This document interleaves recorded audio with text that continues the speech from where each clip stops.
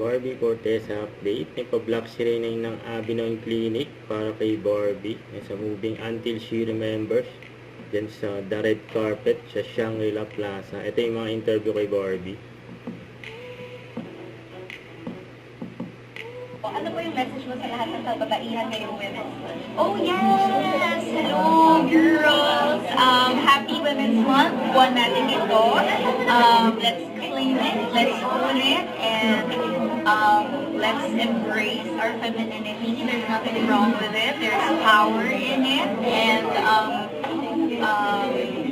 para sa akin, walang hindi kayang gawin ang babae na nagagawa ng lalaki, and we've proven that many times. Thank you so much. Thank you. It was very surreal working with these big names. Actually, wala nga po yatang artista sa pelikulang ito ang hindi ko iniidolo. Parang lahat po sila.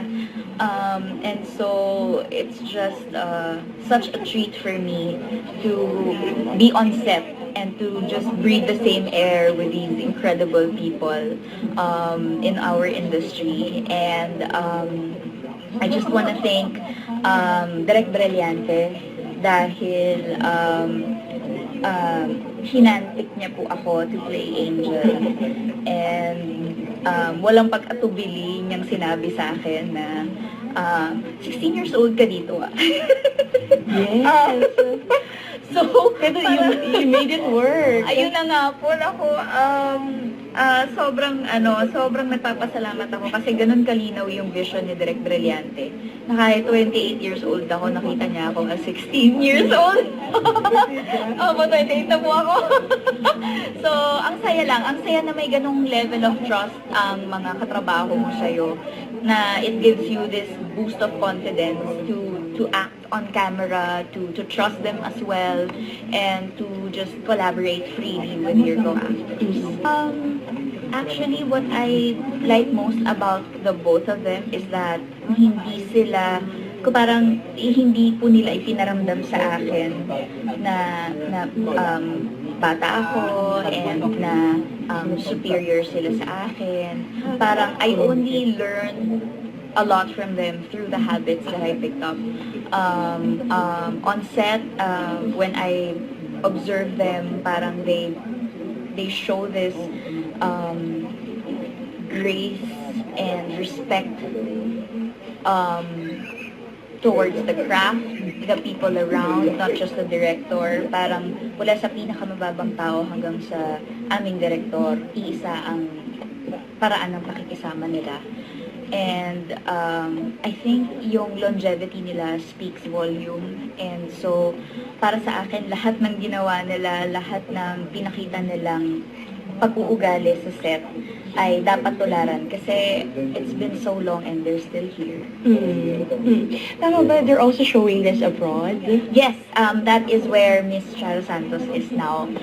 She's in Toronto for Cine Film Festival in Toronto. It's one of the entries there. And we're very, very proud kasi honestly, to those who have seen the film, it may not be a box office type of film. Kasi we don't really offer a lot of grandness or action or yung mga punchlines, yung mga pickup lines, ganyan. Pero para sa akin, this film is very timeless. This is something na it had to be made. It had to be put out there. It's something that is not talked about often. We tackled about a topic that's not talked about often, but the Solar Pictures and Direk Brillante were brave enough to make a film about it, and we're just so proud and honored to be part of it. I guess the biggest takeaway that the audience could get from this film is that it is not a story of make-believe. Kasi some people, I think they expected so much more from this film. Pero para sa akin, the beauty of it comes from it feels like real life eh. The fact that it did not have a script. We made the whole film without a script. So, ang pinanghawakan lang talaga namin throughout the shoot is yung instructions ni Direk, yung characters namin, pero wala kaming script. Like in real life, we don't have a script. We all just figure it all out along the way, and I think that's the beauty of this film, na all the feelings, all the emotions are raw.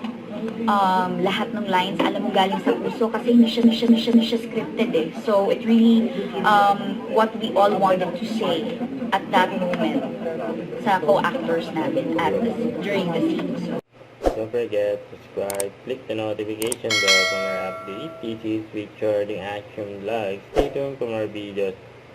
See ya.